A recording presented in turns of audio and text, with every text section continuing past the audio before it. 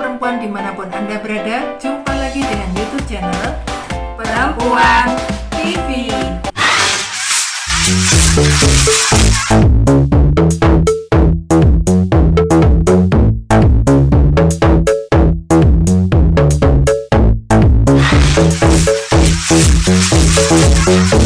Dan berbincang tentang kesehatan ibu dan bayi baru lahir. Ya, khususnya di Kabupaten Jember, kita itu sekarang terkait dengan angka kematian ibu dan juga angka kematian bayi baru lahir. Jember berada di posisi nomor 1 paling tinggi se-Jawa Timur seperti itu. Memprihatinkan banget ya. Nah, ya itu. Kalau begitu nih kita perlu Gerak bersama meningkatkan kesehatan ibu dan bayi baru lahir. Jadi kaum perempuan jangan segan-segan menimba pengalaman, keberhasilan, mendengarkan info-info penting untuk meningkatkan kesehatan ibu dan bayi baru lahir semua supaya semuanya selamat gitu ya. Ya, benar sekali. Seperti itu. Emangnya seorang ibu ya mengetahui kalau dia hamil tuh awalnya gimana sih? Awalnya itu biasanya telat menstruasi, telat haid gitu, tanda-tanda awal. Nah, untuk membuktikan bahwa itu hamil atau tidak, biasanya bisa menggunakan test pack yang bisa kita beli di apotik. Harganya pun variatif, mulai dari 2.500, ada yang 10.000, ya? Ada yang 20.000, sampai yang ada yang mahal juga, seperti itu. Jadi terjangkau lah. Ya seperti itu. Kalau misalnya periode haid biasanya tanggal sekian, rentang waktu maju mundurnya itu kan sekitaran seminggu ya. Ternyata sampai periode yang biasanya itu terlewati. Maju mundurnya seminggu sudah terlewati juga kok belum haid juga. Bulannya belum datang. Berarti ada sesuatu nih, mungkin kayak gitu ya? Iya, benar sekali. Nah, sesuatu itu kemudian dibuktikan dengan membeli test pack namanya. Test pack. Langkah awalnya sih seperti itu. Terus kalau sudah di test pack? Kalau sudah di test pack itu kan nanti ada tanda jika memang hamil, akan ada 2 garis. Biasanya kita nyebutnya itu ada di yang lagi viral, pejuang 2 garis. Pejuang 2 garis itu. Ya, seperti itu. Jadi akan ada tanda 2 garis yang itu menyatakan artinya positif hamil. Iya. Kalau garisnya 1 berarti negatif. Belum. Jadi kalau garisnya 2 positif hamil. Berarti ini suami layak, patut diberitahu saat itu enggak? Atau disembunyiin untuk ngeprank? Jangan ya. Jangan. Itu kan berita baik. Jadi harus semua keluarga juga tahu seperti itu. Berarti enggak hanya suami ya? Benar sekali. Mungkin anak. Ya. Mungkin adik atau orang tua yang tinggal serumah terutama ya. Iya, seperti itu. Setelah garis 2 muncul, apa yang dilakukan? Mendatangi pelayanan kesehatan ibu. Misal bidan terdekat seperti itu untuk memastikan lagi ke pelayanan kesehatan. Berarti yang tadi itu dites sendiri, sekarang supaya lebih afdol, supaya lebih yakin. Itu tes ke bidan atau kesehatan. Bidan atau dokter. Nanti ketika di bidan atau dokter itu apa yang dia sampaikan? Oh iya, positif hamil, apalagi? Itu nanti kan akan diperiksa, positif hamil. Kalau memang positif hamil akan diketahui usianya sudah berapa minggu, itu sudah usia tahu. Emaknya? Bukan usia emaknya, usia kandungannya itu sudah masuk berapa minggu. Terus kemudian kalau di awal-awal kehamilan itu kenapa butuh ke tenaga kesehatan? Karena kan awal kehamilan itu yang masa yang paling vital. Paling rawan ya istilahnya. Rawan kan gitu. Harus benar-benar dijagain. Butuh asupan. Nah, ketika kita datang ke pelayanan kesehatan seperti tadi ke bidan, nanti dapat kepastiannya. Kemudian akan dikasih vitamin-vitamin yang memang itu fungsinya untuk ibu dan juga jabang bayi, janinnya ya. Berarti supaya nanti terkait sama ini ya, menjaga kesehatan ibu hamil. Nah, nutrisinya, vitaminnya harus cukup. iya. Nutrisinya itu makannya harus banyak gitu apa gimana ya? Kalau makan banyak ya tergantung tiap orang beda-beda seperti itu. Kalau sampian dulu makannya tahu banyak enggak? Kalau saya dulu kebetulan tidak ada masalah dengan makan, tapi saya punya teman dia tidak bisa makan sama sekali itu. Jadi tiap orang memang beda-beda. Tapi harus makan. Tapi ya? harus tetap ada asupan. Makanya kebutuhan vitamin itu juga Betul. penting. Untuk kaum ibu yang terutama yang sedang hamil, jangan lupa kalau makan nutrisinya diperhatikan. Ada sayur. Terus ada protein. Proteinnya itu tempe, tahu bisa, telur oke. Ikan yes. Iya.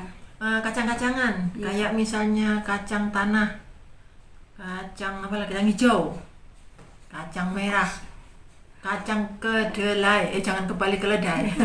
Kedelai. Kedelai. Itu untuk menambah nutrisi ibu hamil. Iya. Tapi memang kita tidak bisa menafikan bahwa di masyarakat itu juga beredar mitos, Mbak.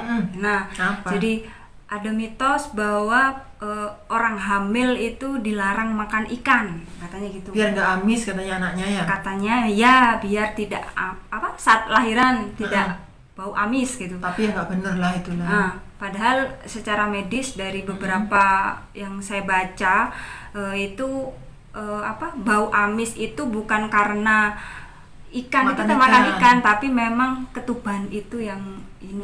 Jadi justru ikan itu menambah nutrisi bagi protein. Katanya kalau sering makan ikan waktu hamil, anaknya lahirnya cerdas.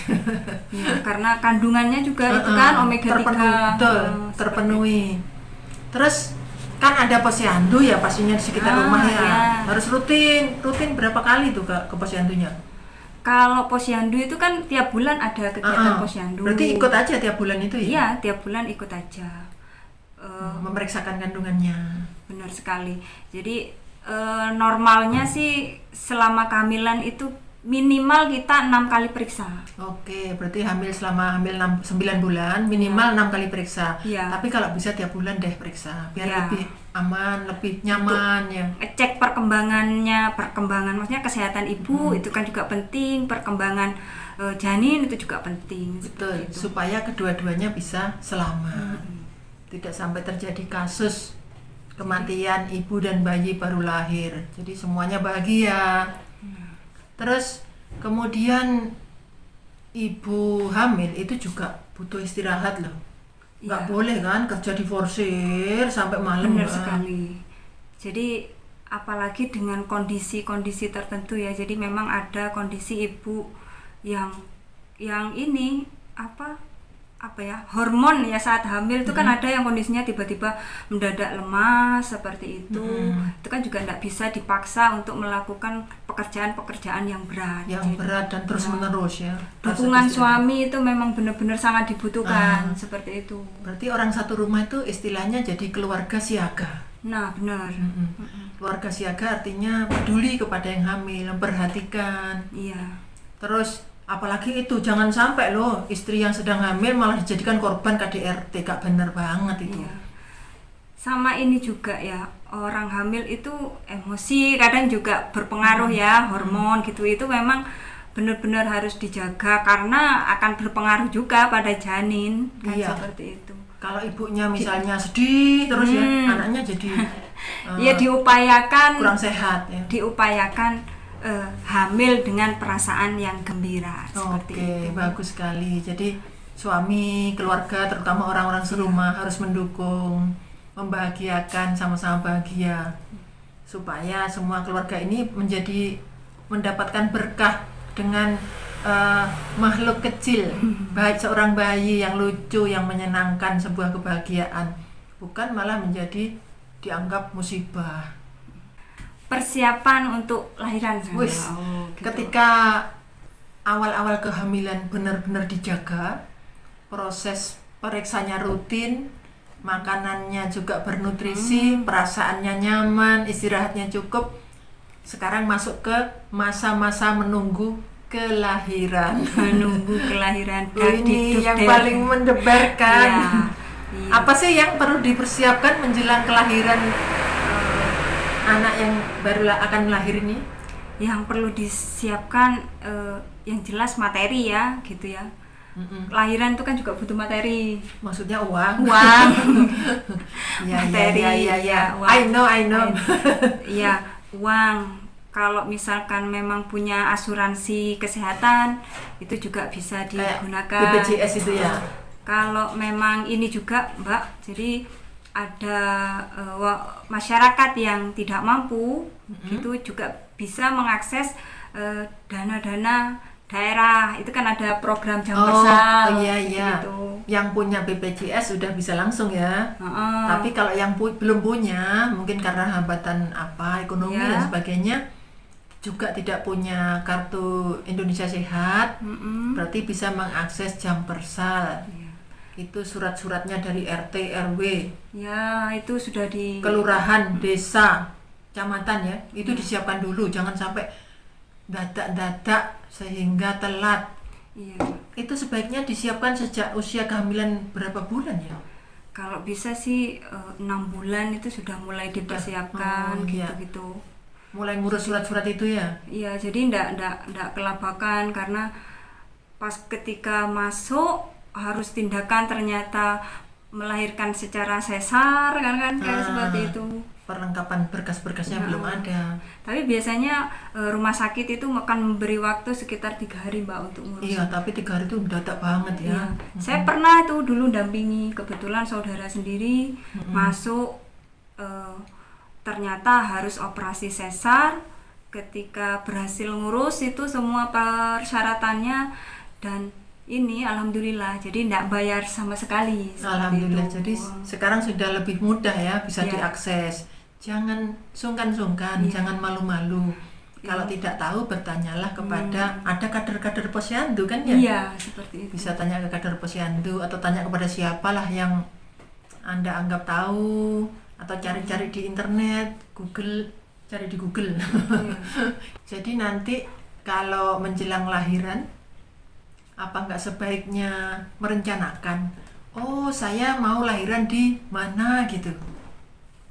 Iya itu Mbak. Jadi dari hasil pemeriksaan rutin tiap bulan itu hasilnya katakanlah semuanya bagus, normal, ibunya sehat, janinnya sehat, nggak ada masalah, bisa langsung ke puskesmas. Berarti lahiran di puskesmas itu gampang, dekat. Yang terdekat, pusat layanan kesehatan. Murah, bahkan bisa gratis. Iya, seperti itu.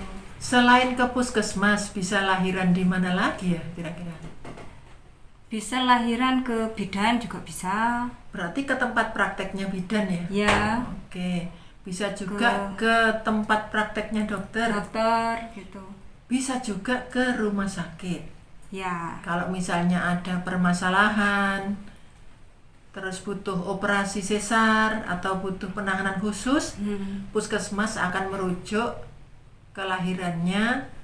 melahirkannya di rumah sakit.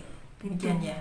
Ya, kalau misalnya lahirannya di puskesmas itu, misal ada apa-apa, proses merujuknya itu lebih cepat ke rumah sakit umum daerahnya, seperti itu. Iya, kalau yang masa lalu itu pernah dengar saya ya, ada seorang ibu hamil melahirkan di dukun, terus kemudian ternyata ada masalah, bayinya ini ketuban pecah duluan, tapi bayinya belum bisa lahir, ketubannya sudah habis, sudah keluar semua.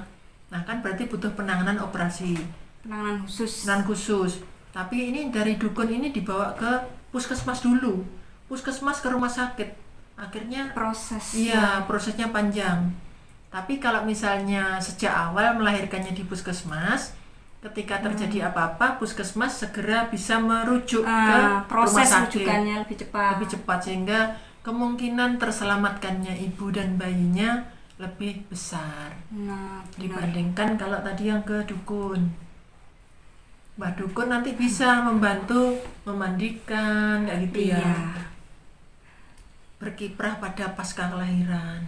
Benar sekali. Membantu membantu memandikan, membantu Perawatan memijit, bayi. betul. Biasanya seperti itu. Biasanya canggih nih mbak dukun nih, mak dukun canggih. Jadi untuk perawatan medisnya ibu hamil dan melahirkan serta bayi baru lahir ke posyandu, puskesmas, bidan, dokter, dan rumah sakit. Tadi sudah disebutkan persiapan lahiran yang sebelumnya, yang harus disiapkan lagi yaitu mental, Mbak. Wah, bener banget itu. Iya. Seorang ibu yang mau melahirkan harus semangat, harus gembira, mau menerima anugerah Tuhan. Iya. Sambut dengan sukacita, supaya nanti kekuatannya prima, kesehatannya bagus, sehingga lahirannya bisa lancar dan sehat, selamat. Ibu sehat, bayi sehat. Semuanya hebat. Untuk kaum ibu yang sedang hamil, jadi mulai saat pemeriksaan kehamilan yang pertama, saat kontrol ke bidan atau ke dokter, ke puskesmas, saat menunggu kelahiran, dan saat melahirkan, harus ada keikutsertaan dan pendampingan dari seorang Suami. Iya dong. Jadi suami biar tahu juga perkembangan ininya, perkembangan ibu, perkembangan calon buatinya, seperti Betul. itu. Jadi prosesnya mengikuti sehingga namanya hati itu terkait dan terikat. Dan menambah kebahagiaan ibu bahwa dia diperhatikan, disayangi. Itu menambah imun loh, meningkatkan imun. Iya. Itulah pentingnya keluarga siaga, Mbak. Jadi kalau ada apa-apa, suami tahu, jadi tahu apa yang harus dilakukan. Kalau Betul. misalnya mengikuti dari awal prosesnya, ikut tahu kondisinya seperti itu. Iya, ya harus tahu toh. Iya. Mau itu bikinnya ya berdua. Jadi semua harus terlibat. Iya. Oke. Seperti itu. Terlibat siang dan malam, bahkan siaga di saat-saat genting, saat-saat menunggu kelahiran dan sebagainya ya. Benar. Sobat perempuan dimanapun Anda berada, cukup sampai di sini dulu perbincangan kita. Sampai jumpa lagi dalam edisi yang berikutnya. Perempuan TV.